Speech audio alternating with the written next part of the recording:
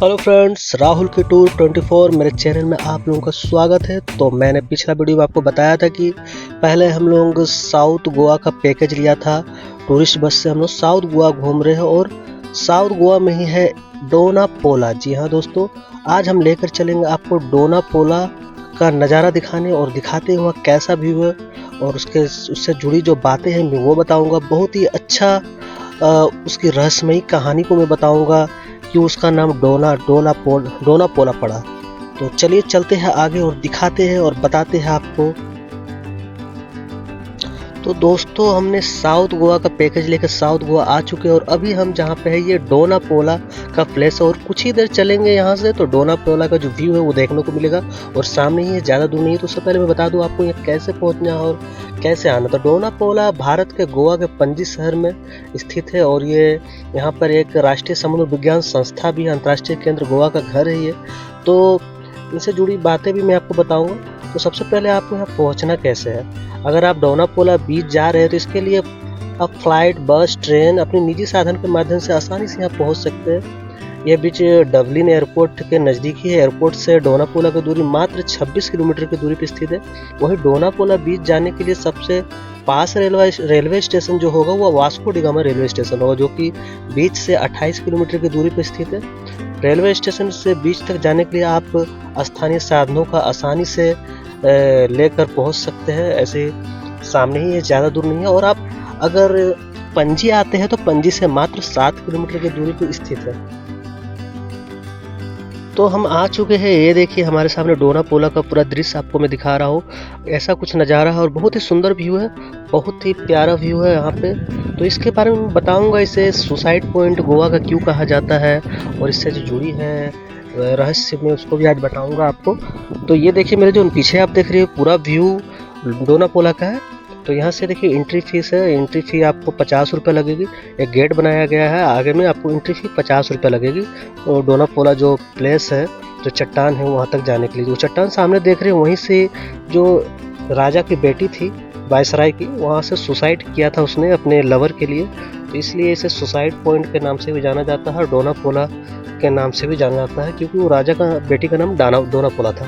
तो चलिए मैं इससे जुड़ी आपको बातें बताता हूँ। तो पहले मैं ये बता दूँ कि डोनापोला जो घूमने का सबसे अच्छा समय वो अक्टूबर से मार्च महीने के बीच माना जाता है। इस दौरान मौसम हल्का गर्म होता है और हल्का सर्दी भी होती है, तो बहुत ही अच्छा लगता है वहाँ पे घूमने के लिए। तो सबसे पहले मैं आपको एक बात बता दूं, जो डोनापोला थी एक परोपकारी महिला थी और उन्हें ग्रामीणों की मदद करने और उनकी बेहतरी के लिए बहुत काम करने के लिए जाना जाता था। वो ग्रामीणों के लिए बहुत काम करती थी और इसलिए उसकी जब मृत्यु हो गई तो ग्रामीणों ने उस पड़ोस का नाम बदलकर डोनापोला रखने का फैसला किया। प्रारंभ में पड़ोस के ओडवेल के नाम से जाना जाता था और जब ग्रामीणों ने उसका नाम बदलकर डोनापोला रख दिया। और इनसे जुड़ी एक और बातें मैं आपको बताने जा रहा हूँ। ये देखिए पहले मैं दिखा दे रहा हूँ आपको व्यू, जो बहुत ही सुंदर व्यू ऊपर से। और ये जो चट्टान बना हुआ है, इसी चट्टान से डोनापोला ने सुसाइड किया था। तो मैं उससे जुड़ी आपको बातें बताता हूँ, उसने क्यों सुसाइड किया था और किसके लिए किया था। तो चलिए बताता हूँ। तो दोस्तों, डोनापोला बीच का नाम गोवा के एक वायसराय की बेटी के नाम पर रखा गया था। मैंने आपको बताया कि उनका बेटी का नाम डोनापोला था, जिनका नाम ग्रामीणों ने उस जगह का नाम रख दिया उन्हीं के नाम पर। तो इनके बारे में एक कहानी प्रचलित है कि इन्होंने यहाँ एक स्थानीय मछुआरों से शादी करने की बात कही थी, लेकिन इसकी अनुमति नहीं मिलने के कारण डोनापोला ने प्रेम प्रसंग में यहाँ की एक चट्टान से कूदकर अपनी जान गंवा दी। और ये चट्टान जो देख रही यही है जहाँ हम लोग खड़े हैं, इसी जगह से उसने कूद के अपनी जान दी थी। एक और कहानी ये भी है, सुनने को मिलता है कि यहाँ के राज्यपाल डोनापोला की सुंदरता पर मोहित हो गए थे, लेकिन जब उनकी पत्नी को इसके बारे में पता चला तो उन्होंने आदेश दिया कि डोनापोला को बिना कपड़े के समुद्र तट पर घुमाया जाए और केवल वो मोती की माला पहनाई जाए। तो राज्यपाल ने उपहार में दी थी उसे। और हालांकि इस घटना के बारे में यहाँ के स्थानीय मछुआरे अच्छी तरह से प्रकाश डाल सकते हैं, जबकि कुछ लोगों का कहना है कि डोना का भूत चांदनी रात में दिखाई देती है और कुछ का मानना है कि काली अंधेरी रात में दिखाई देती है और सिर्फ वही हार पहनी हुई रहती है जिसे पहन के उसे यहाँ पे घुमाया गया था। तो ये एक कहानी थी, दो कहानी जुड़ा हुआ है। और देखिए ये पूरा व्यू पॉइंट, इसी को बोलते हैं डोनापोला व्यू पॉइंट।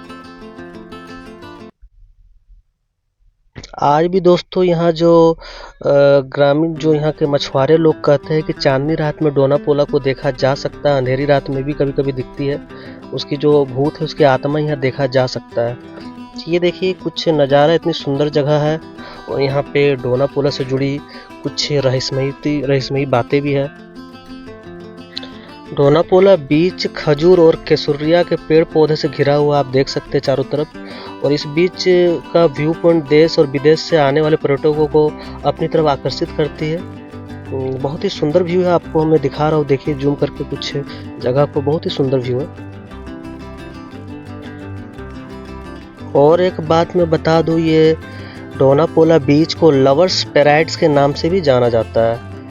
इसे लवर पैराडाइज के नाम से भी जाना जाता है, जो कि गोवा के खूबसूरत बीचों में से एक है। यह बीच हनीमून पर जाने वाले के लिए बेहद ही खास है। डोनापोला बीच को प्यार की निशानी के रूप में भी जाना जाता है, क्योंकि यहाँ पे डोनापोला ने अपने प्यार के लिए ही यहाँ से छलांग मार के खुदकुशी कर ली थी, अपने प्रेम के लिए। क्योंकि उसके जो पिता थे, जो वायसराय थे, वो मछुआरे से शादी करवाने के लिए इनकार कर दिए थे, क्योंकि डोनापोला को एक मछुआरे से प्यार हो गया था और वो नई विवाह होने के कारण यहाँ से छलांग मार के कूद गए थे। इसलिए इस जगह को लवर्स पैराडाइज के नाम से भी जाना जाने लगा और सुसाइड पॉइंट के भी नाम से जाने लगा। बहुत ही तरह तरह के नाम से लोग इस जगह को बोलते हैं। ये बीच गोवा की राजधानी पणजी से मैंने बताया कि 7 किलोमीटर की दूरी पर गोवा राज्य के उत्तरी क्षेत्र में स्थित है और ये बहुत ही खूबसूरत नज़ारा पेश करता है। डोनापोला बीच पर एक पुरुष और महिला की मूर्ति भी बनी हुई है नीचे, जो पर्यटकों के बीच का आकर्षण का केंद्र बना हुआ है। बहुत ही सुंदर नज़ारा है वो भी। अगर आप एकांत की तलाश कर रहे हो और अपने साथी के साथ भीड़ भाड़ वाली जगह से दूर अकेले में वक्त बिताना चाहते तो गोवा के डोनापोला बीच आपके लिए बहुत ही ज़्यादा खास बन जाएगा। दरअसल ये बीच लवर पैराडाइज के नाम से भी प्रसिद्ध है, इसलिए अगर आप आते हैं तो गोवा आते हैं तो यहाँ ज़रूर आए, कपल के साथ आए तो और भी ज़रूर आए। बहुत ही अच्छा व्यू है, बहुत ही अच्छा नज़ारा। तो चलते चलते देखिए रास्ता में कुछ आपको मार्केट भी दिखाता हूँ, छोटी मोटी मार्केट लगी हुई है, आप यहाँ से खरीदारी भी कर सकते हैं। बहुत ही सुंदर मार्केट है और बहुत ही कम रेटों में अच्छा सामान मिल जाता है। तो चलिए दोस्तों, आज के लिए इतना ही। मेरे चैनल राहुल के टूर 24 को जरूर सब्सक्राइब कीजिएगा। Thank you.